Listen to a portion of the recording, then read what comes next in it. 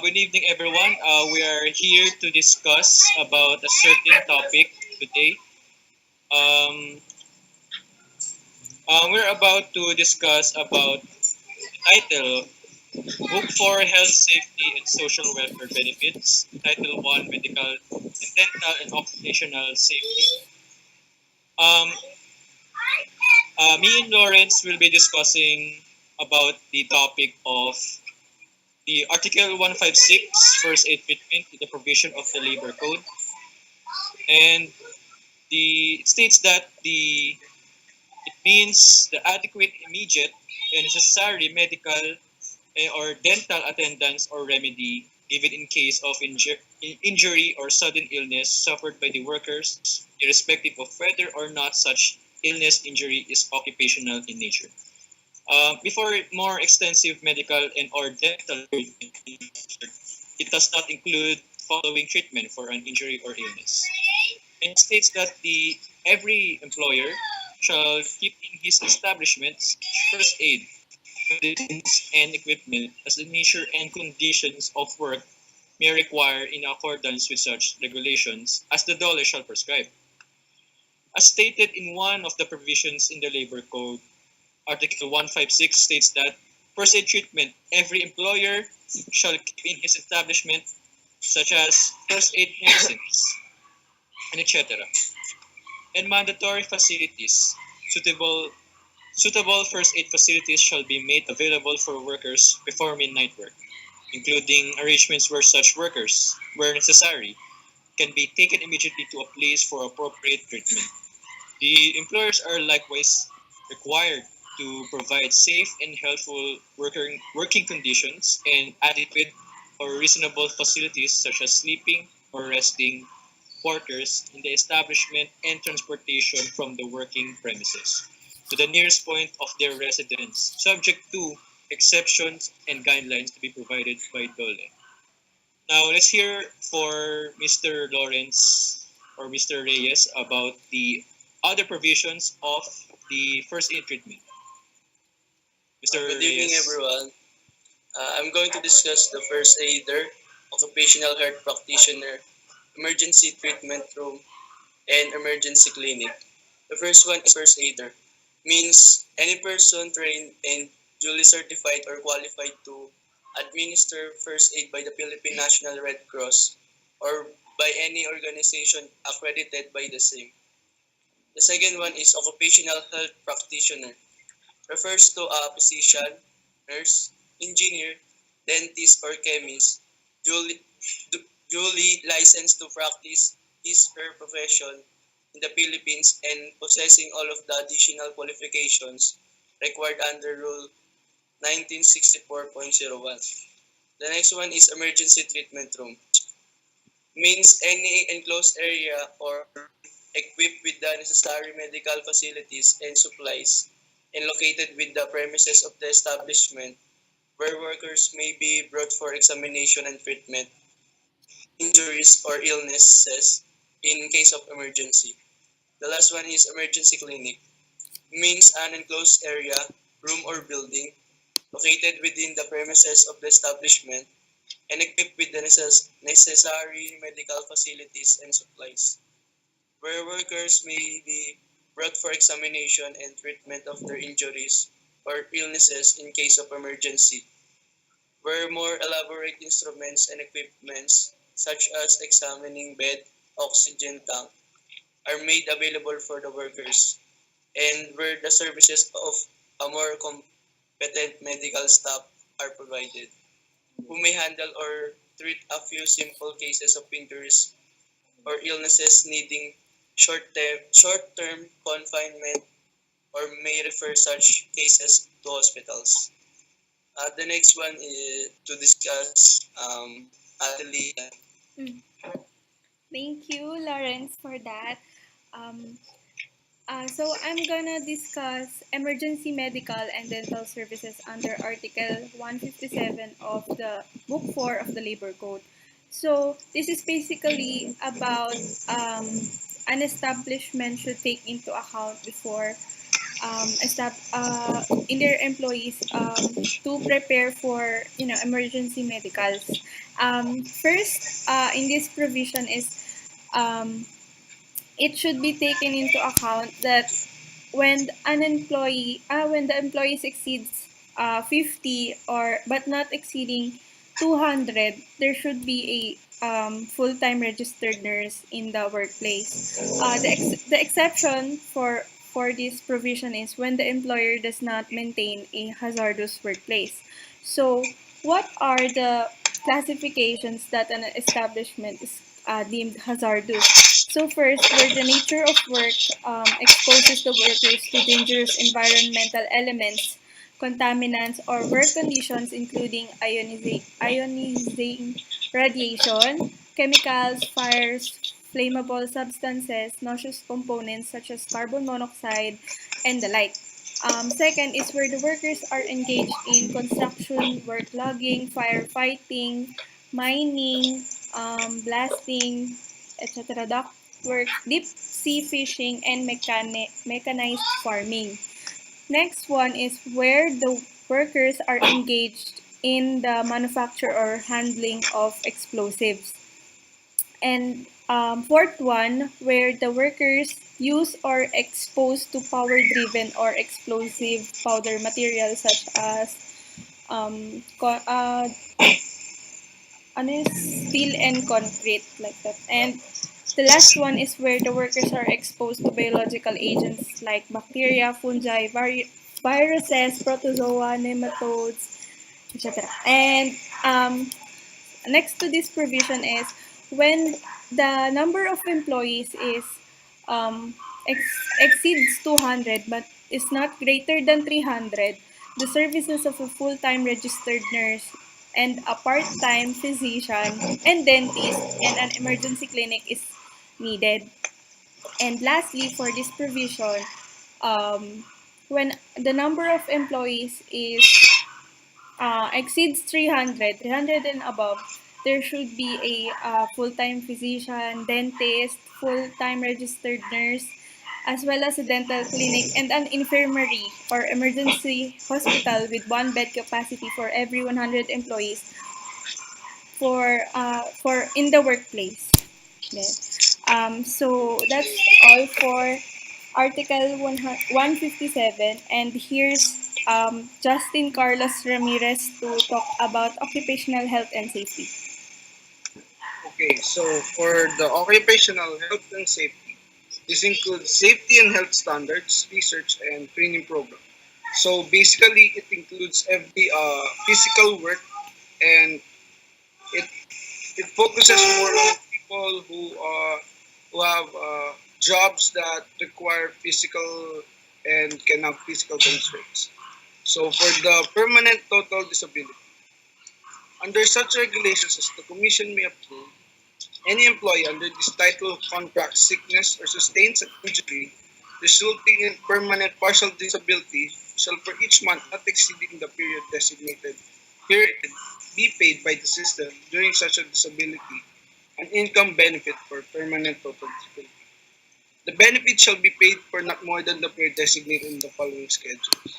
So this is the complete and permanent number of months loss of the use of one thumb, 10 months, one index finger, 8 months, one middle finger, 6 months, one ring finger, 5 months, one little finger, 3 months, one big toe, 6 months, one toe, 3 months, one arm, 50 months or 3 years and 2 months, one hand, 39 months or 3 years and 3 months. One foot, 31 months, which is equal to 2 years and 7 months. One leg, 46 months, equal to three, 3 years and 10 months. One ear, 10 months. Both ears, 20 months or 1 year and 8 months. Hearing of 1 year is 10 months. Hearing of both ears is 50 months or 4 years and 2 months.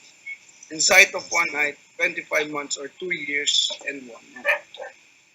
So they also have daily cash allowance paid for the number of days a member is unable to work due to sickness or injury because it is part it It's also part of the sick leave, and if not for the job made by being done by them, is there will be no input.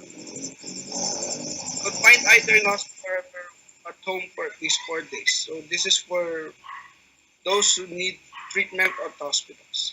At least 3 months of contributions within the 12-month period immediately before the semester of sickness has been paid. So for the sickness benefit, equivalent to 90% of a member's average daily salary credit. Monthly salary credit means the compensation base for contributions and benefits related to the total earnings for the month ranging from 1,000 to 15,000. The amount of benefit is as follows. Sickness can be granted for a maximum of 120 days in one calendar year. Sickness benefit shall not be paid for more than 240 days on account of the same illness. The sickness or injury still persists after 240 days. This claim will be considered a disability. So here is Harold for the maternity benefit and the qualifications for entitlement. Hello, good evening, guys. Maternity benefit, daily cash allowance granted to a female member who was unable to work due to childbirth or miscarriage. Failure to observe the rule on notification may result to the denial of the maternity claim. Has paid at least 3 monthly contributions within the 12-month period immediately preceding the semester of her childbirth or miscarriage. As given the required notification of her pregnancy through her employer if employed, or to the SSS if separated, voluntary, or self-employed member. Here's the qualification for entitlement. The maternity benefit is equivalent to 100% of the member's average daily salary. Credit multiplied by 60 days for normal delivery or miscarriage, 78 days for cesarean section delivery. The maternity benefit should be given or paid only for deliveries or miscarriage starting May 24, 1997 when the Social Security Act of 1997 or RA 8282 took effect. That's all. Here's some for amount of benefit and retirement benefit. Thank you. So I'm going to talk about the amount of benefit and retirement benefit, which covers the following: cash benefit either in monthly pension or lump sum paid to a member who can no longer work due to old age. Another one is a member who is 60 years old, separated from employment or ceased to be self-employed and has paid at least 120 monthly contributions prior to the semester of retirement. Another one is a member who is 65 years old, whether employed or not, and has paid at least 120 monthly contributions prior to the semester of retirement. About the entitlement, for monthly pension, lifetime cash benefit paid to retiree who has paid at least 120 monthly contributions to the SSS prior to the semester of retirement. For the lump sum amount granted to a retiree who has not paid the required 120 monthly contributions, it is equal to the total contributions paid by the member and by the employer, including interest. So now I'm going to talk about the types of benefits, and here are the following. Monthly pension depends on the member's paid contributions, including the credited years of service and the number of dependent minor children, but not to exceed 5. 40% of the average monthly salary credit, or 1,200, provided that the credited years of service is at least 10 or more but less than 20, or 2,000 if the credited years of service is 20 or more. The monthly pension is paid for not less than 60 months. For the amount of benefit, entitled to a 13th month pension payable every December. Another one is entitled to hospitalization benefits under PhilHealth only if they have contributed 120 monthly Medicare contributions. The legitimated or legally adopted and illegitimate children conceived or on before the date of retirement of a retiree will each receive dependence pension equivalent to 10% of the member's monthly pension or 250 pesos, whichever is higher. Other retirement benefits is upon death or retiree pensioner, the primary beneficiaries as of the date of retirement shall be entitled to 100% of the monthly pension and dependents the dependents pension. So that's all. Here's Eliza for the disability benefit. Thank you. Um, Disability benefit, according to Roosevelt, Donald Sutherland, famous people had and have polio. It is a restriction or lack of ability to perform an activity in the manner or within the range considered normal for a human being. A member who suffers partial or total disability with at least one monthly contribution paid to the SSS prior to the semester of contingency is qualified. Here is the permanent partial disabilities. According to Christopher Reeve, famous people who use and use wheelchairs. A complete and permanent loss or use of any of the following body parts and does not totally prevent a member from engaging in any gainful occupation. Another one thumb, one index finger, one middle finger, one ring finger, one little finger hearing of one ear, hearing of both ear, sight of one eye, one big toe, one hand, one arm, one foot, one leg, one ear, both ears. The permanent total disabilities, according to Isaac Newton, famous people with epilepsy. Here is the following. Complete loss of sight of both eyes, loss of two limbs at or above the ankle or wrist, permanent complete paralysis of two limbs, brain injury resulting to incurable imbecility or insanity in such cases as determined and approved by the SSS. Monthly pension, cash benefit paid to a disabled member who has paid at least 36 monthly contributions to the SSS prior to the semester of disability. Lump sum amount granted to those who have not paid the required 36 monthly contributions. And the types of benefits. Based on the members' number of paid contributions and the years of membership.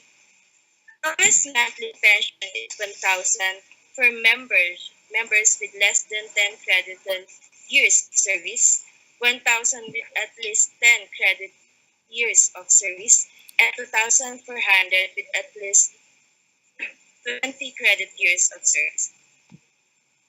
And last, the amount of monthly pension. A supplemental allowance of 500 is paid to the total or partial disability pensioner, and 5 dependent, legitimate, legitimated, legally adopted, and illegitimate children conceived on or before the date of contingency of a totally disabled pensioner will each receive a dependent's pension equivalent to 10% of the members' pensions or 250 whichever is higher. So this is the benefit of disability. And here is Marina to discuss the additional disability benefit. Hi, I'm going to discuss the additional disability benefit, which consists first of the death benefit. Death benefit is given to those whose family member died during or in the area of work. The primary beneficiaries are the legitimate dependent spouse until the person remarries, and Others, which are the dependent legitimated, or legally adopted, and illegitimate children of the member who are not yet 21 years old. This is under the laws provisions. In addition, in the absence of the primary beneficiaries, the dependent parents shall be the secondary beneficiaries. In their absence, any other person designated by the member as beneficiary in the member's record can avail the benefits that can be given to the I mean to those who were left by the member. Uh, Cash benefit is paid either in monthly pension or lump sum to the beneficiaries of a deceased member. In monthly pension, it is granted only to the primary beneficiaries of a deceased member who had paid 36 months contribution before the semester of death. However, in the lump sum, uh, amount granted to the primary beneficiaries of a deceased member who had paid less than 36 months contribution before the semester of death. And lastly, the secondary beneficiaries shall be entitled, the secondary beneficiary shall be entitled to a lump sum benefit. Uh, Also is the type of death benefits, which includes the funeral grant. A funeral grant is entitled to have of 20,000, which is given to those who pay for the burial expenses of the deceased member. And this is an allowance to be given for those members of the deceased to pay for all the funeral expenses of the deceased member. A salary loan is also given. This is the loan intended to meet a member's short-term credit needs. Another one is the emergency loan, which is a loan granted to workers in the private sector who were separated from employment as a result of the currency. The next one is the housing loan and business loan. I just want to add that the amount of benefit in the death benefit is the 40% of the average monthly salary credit. It is also 1,000 if the member had less than 10 credited years of service, and 1,200 if it will at least 10 years, or 2,000 if with at least 20 years. The monthly pension is paid for not less than 60 months. So I believe that there are other benefits that can be given the to support the emergency medical and dental services, treatment, and safety and health standards. However, I will end this my discussion with the funeral plan. Want to add something else, guys? Um, So, Kyle, Um, hi, Kyle. so any one of us want to add some information about the provisions of the labor code, about the topic what Marinel said? And everything uh, within our topic. for me, it's all clear now. I understand all of your um what what And I all of your topics that you have discussed.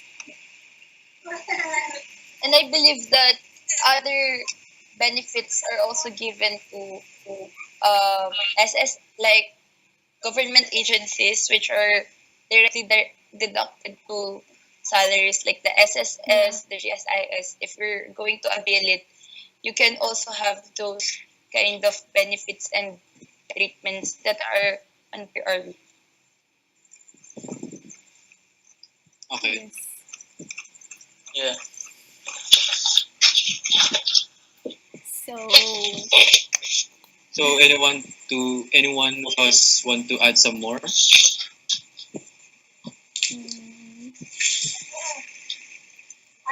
Insights. or some insights or about our thoughts on about the generalized about the overall topic of our what you have said earlier?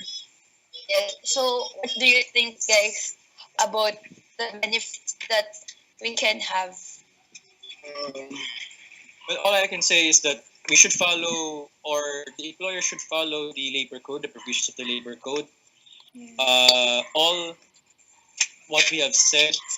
So the employees should be to work efficiently and effectively in their given task by the company, and um, and we should also be aware of this because we are taking a business course. So in the near future, if we become employers or become employees, that uh, we are aware of this law on this labor code.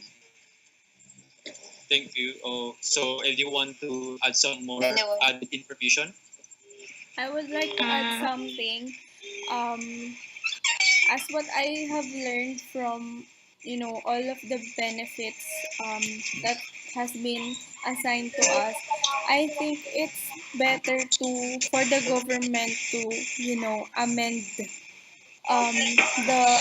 amend this the labor code, because I think the provisions are too old enough, and it is not with basis Yeah, I agree with you.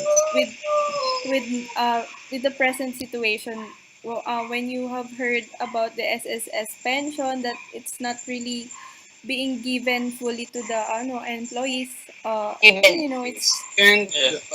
they it's should. Yeah, also it too low isn't. for it's the benefits given to others are too low, especially for the cost of living, Yes. especially for NCR and Yes.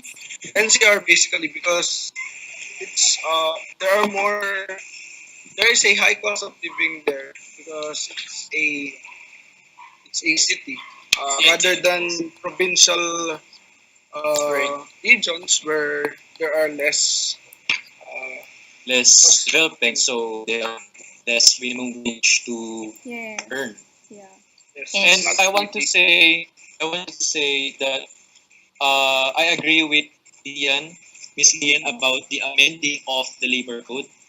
Well, Congress should amend the labor code because, and I myself wanted to amend the labor code because of the Herrera law, and this law gives leeway for the contractualization.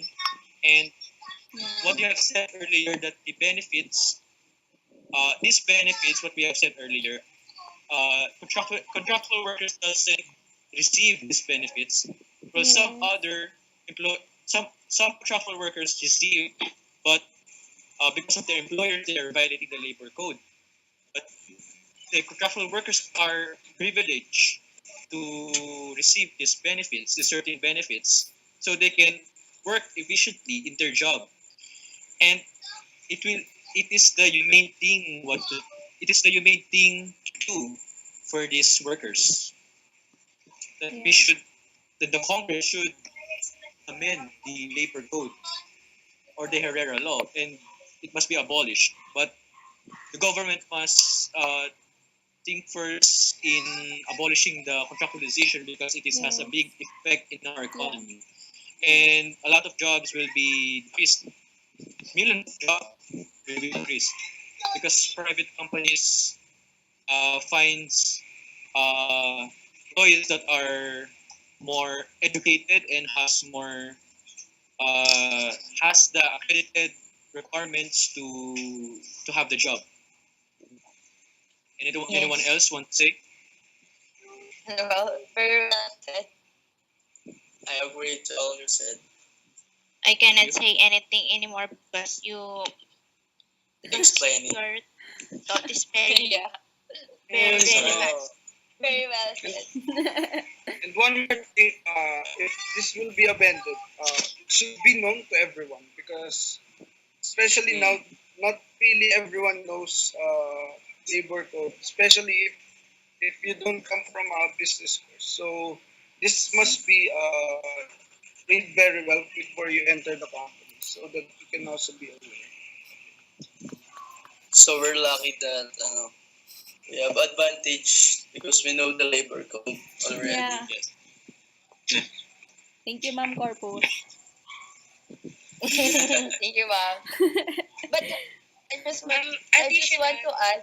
yes, okay, Okay. Okay. Additional benefits of these services mean such a huge support and assistance to people in every terms they have in their lives. And we know that health is one of the most important things an individual should consider to genuinely live every moment of her life. So we need all the benefits and we deserve the benefits as a employee when we in the future when we apply in the company. Especially the reason we work is for us to live peacefully. So this benefit should be very advantageous for us workers. We have the right to receive those all benefits. Yes, but we must not you know try to gain those benefits such as those disabled or dead ones. So we just need to be careful with our Yeah. with the things Health. that we're doing. Yes, to avoid asking or receiving those kinds of benefits. It is only I for agree. like disability, like disability benefits is privilege for the PWD persons, We and wish we some other benefits that they are deserve to receive. Mhm. yes. So anything else? Anything else, guys? To sum up, guys, would you like to add what have you learned from this meeting as we end this? So, any one of you want to say about what Lian said? Wait, for me, employer's priority, except for the business and the products of business, is the employee's welfare.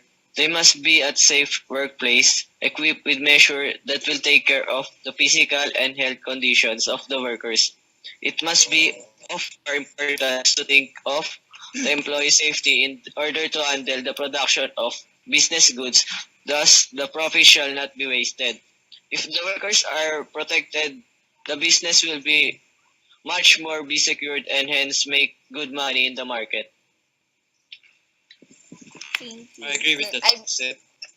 I believe that is a good or the best end for this session. Okay. Yeah. So That wraps everything. Yeah. so thank you guys So- you. for today meeting. Thank you for your Thank you. Thank you And for thank you your time. for sharing your You thoughts. guys, peace out. sharing your ideas So and Let's call it a day.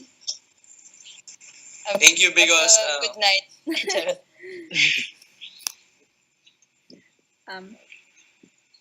Ano? So, Thank you because of Shout out to everyone. we're gonna end the meeting. Okay, bye. Okay.